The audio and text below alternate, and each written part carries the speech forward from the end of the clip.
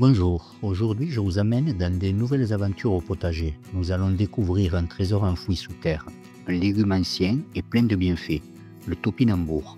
Ces topinambours, je les ai plantés au printemps dernier, voyons ce qu'ils nous réservent aujourd'hui. Les topinambours peuvent atteindre jusqu'à 2 mètres de hauteur, avec des feuilles dentelées qui commencent à jaunir et à se paner à l'approche de l'hiver. Cette plante produit des tubercules souterrains.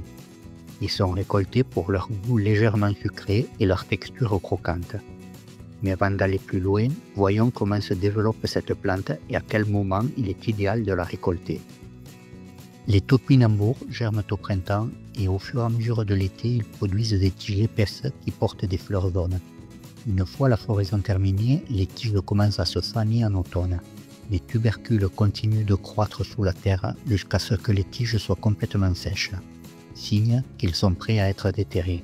C'est à ce moment-là que je commence à les récolter.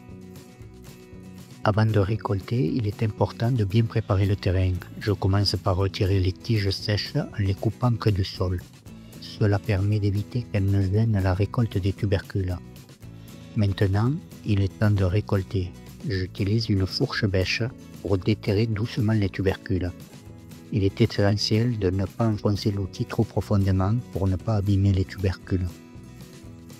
Après les premiers coups de bêche, la terre se soulève doucement, laissant apparaître les premiers tubercules. Leur taille et leur forme laissent déjà présager une récolte prometteuse.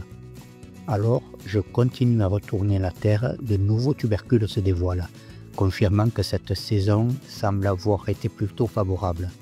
À ce stade, tout indique que la récolte ne devrait pas être trop mauvaise.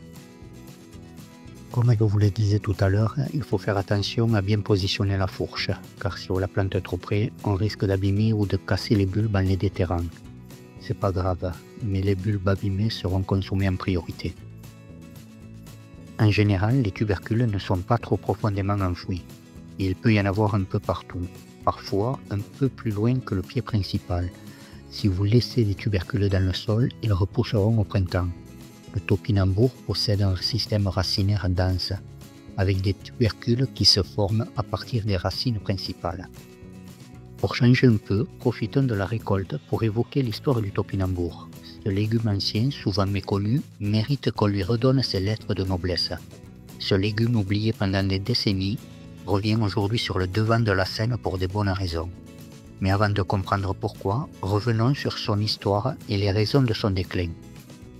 Pendant la Seconde Guerre mondiale, les topinambours étaient largement disponibles, alors que les pommes de terre manquaient, pour plusieurs raisons liées à la production agricole et à la logistique.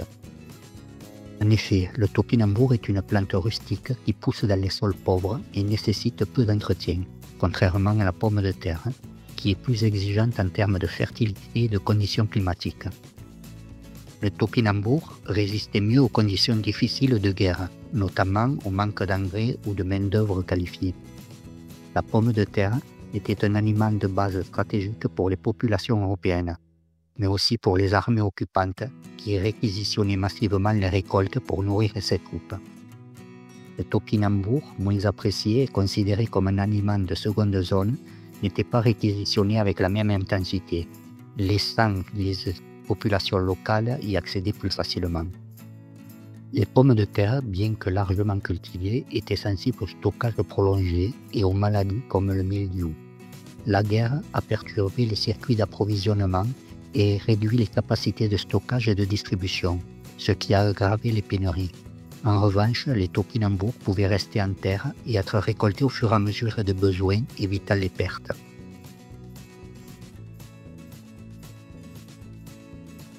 Le topinambour offre un rendement élevé même en conditions précaires. Il n'était pas nécessaire de le replanter chaque année car il repoussait naturellement à partir des tubercules laissés dans le sol.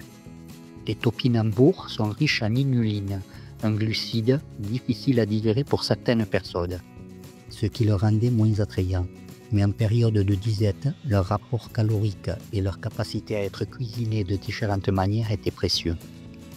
Ainsi, les topinambours sont devenus un symbole de pénuries alimentaires pendant la guerre, offrant une alternative indispensable lorsque les pommes de terre étaient indisponibles. Cependant, leur surconsommation durant cette période a contribué à leur désaffection dans les décennies suivantes. Dans l'après-guerre, on a préféré des aliments considérés comme plus modernes, comme les pommes de terre ou des pâtes.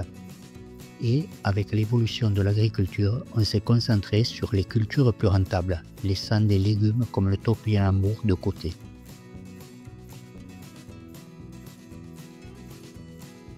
Alors, pourquoi revient-il sur le devant de la scène aujourd'hui? Si le topinambour refait surface, ce n'est pas par nostalgie, mais parce qu'il a des qualités bien pratiques. D'abord, c'est un légume rustique. Il pousse presque partout, même dans des sols de mauvaise qualité, et demande peu d'entretien. Si vous cherchez une culture facile en temps et en effort, c'est un bon candidat. Ensuite, il a un goût intéressant qui change des légumes classiques. Sa saveur proche de l'artichaut plaît dans des recettes simples comme des purées et des veloutés ou des gratins. Enfin, il a des atouts nutritionnels qu'on peut ignorer. Il est riche en fibres, ce qui peut être utile pour ceux qui cherchent à varier leur alimentation. Et il a un index glycémique très bas, ce qui le rend intéressant pour les personnes qui surveillent leur consommation en sucre. La récolte étant terminée, je vais passer maintenant à l'étape du nettoyage. Je commence par remplir le seau d'eau. Le trempage permet déjà d'éliminer environ les 3/4 de la terre. Pour retirer le reste, je nettoie chaque bulbe un à un à l'aide d'une brosse assez souple pour ne pas les blesser.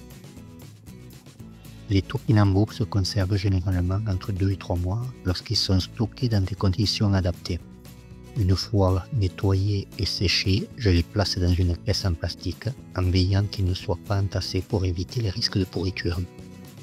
Ensuite, j'entreposerai la caisse dans un endroit frais, sombre et bien ventilé. Cela prévient la germination et le développement des moisissures. Si vous n'avez pas besoin de la place qu'ils occupent dans le potager, ils peuvent rester en terre plusieurs mois sans problème, à condition qu'ils soient protégés des gels profonds, ce qui permet de les récolter au fur et à mesure des besoins.